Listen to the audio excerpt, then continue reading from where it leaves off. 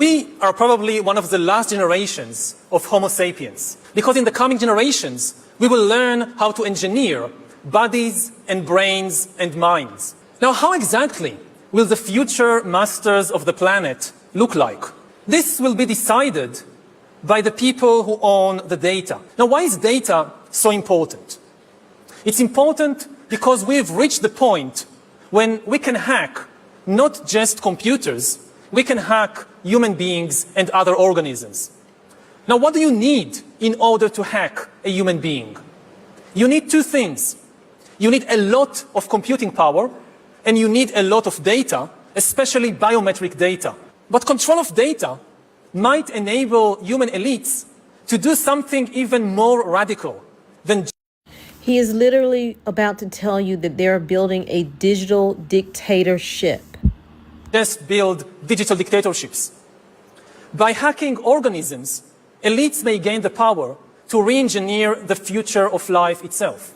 Because once you can hack something, you can usually also engineer it. All of life, for 4 billion years, dinosaurs, amoebas, tomatoes, humans, all of life was subject to the laws of natural selection and to the laws of organic biochemistry.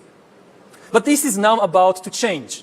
Science is replacing evolution by natural selection with evolution by intelligent design. Not the intelligent design of some god above the clouds, but our intelligent design and the intelligent design of our clouds, the IBM cloud, the Microsoft cloud. These are the new driving forces of evolution. And at the same time, science may enable life, after being confined for 4 billion years to the limited realm of organic compounds. Science may enable life to break out into the inorganic realm.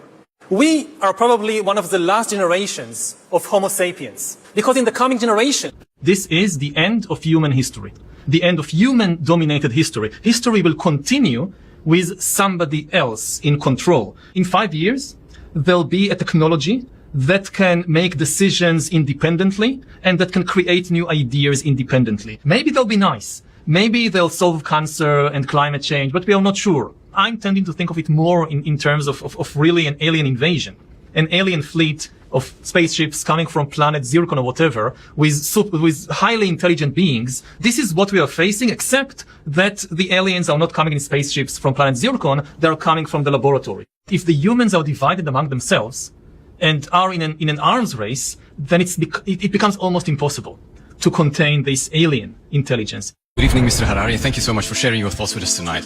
My question indeed is a bit more personal. You've called yourself a prophet tonight, or you used the word. I repeatedly deny that. I mean, all this story about Jesus rising from the dead and being the Son of God, this is fake news. Yuval Noah Harari, a spokesperson and advisor for the World Economic Forum and Klaus Schwab's right-hand man, people say. I don't think I've ever seen somebody encompass the Antichrist and the goals of the Antichrist more than this person. This guy is pushing for practically new religions based off technology. He calls and openly says that we're going to be having entities living among us that are not human. And then he's pushing and absolutely supporting in multiple video interviews that we need to be surveyed and have surveillance that is technology implanted under our skin. I mean, it's shocking. And not only that, as you see in the opening clip, he is openly, absolutely, completely against the God of the Bible and against the belief in God. And I think that fake news have been with us for thousands of years. Just think of the Bible. But there is a concern that... Which is then very strange, because then he mixes on out of that into saying, well, we're going to have religions that are going to come out of Silicon Valley in the future. Religions of technology. I mean, this guy is so strange. It's like the weirdest thing ever. So for this video, I'm just going to lay out the clips in a certain sequence and not really going to stop off and talk about them really too much at all, because we all really know the end times is coming. There will be the Antichrist, a figure who will rule in the end. There will be one world government, one world control of government, and one world currency. All of that is going to take place. So just knowing that truth that is all told to us through Revelation, mainly Revelation 13, as well as Matthew 24, we can know those truths and then look and listen at what guys like this are saying and just absolutely see how it's fulfilling that prophecy and moving towards that. I mean, unlike anything before. Again, with this guy, all these other people are like setting these systems up, like pushing these systems in different ways, but this about it at the end. The next big projects of humankind will be to overcome old age and death, and to basically upgrade humans into gods. in the Bible, in the book of Genesis, basically the first thing God does is to create animals and plants and humans according to his wishes. We are now trying to gain this divine ability to ourselves, and in a way we are even reaching beyond what ancient religions ascribed to the gods. Because the gods, like Jehovah in the Bible, they could create only organic beings. If you're a creationist and you look at the world, so all these animals, all these plants, God created them and they are all organic. Now humans are trying to do better than that. Science is replacing evolution by natural selection with evolution by intelligent design. Not the intelligent design of some God above the clouds, but our intelligent design and the intelligent design of our clouds. The IBM cloud, the Microsoft cloud, these are the new driving forces of evolution. We are really acquiring divine powers of creation and destruction. We are really upgrading humans into gods. We are acquiring, for instance, the power to re-engineer life. Humans are now hackable animals.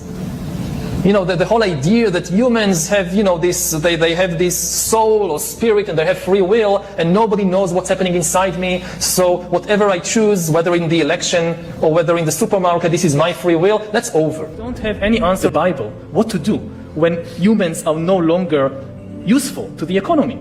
You need completely new ideologies, completely new religions, and they are likely to emerge from Silicon Valley or from Bangalore and not from the Middle East. And they are likely to give people visions based on technology. Everything that the old religions promised, happiness and justice and even eternal life, but here on earth with the help of technology and not after death with the help of some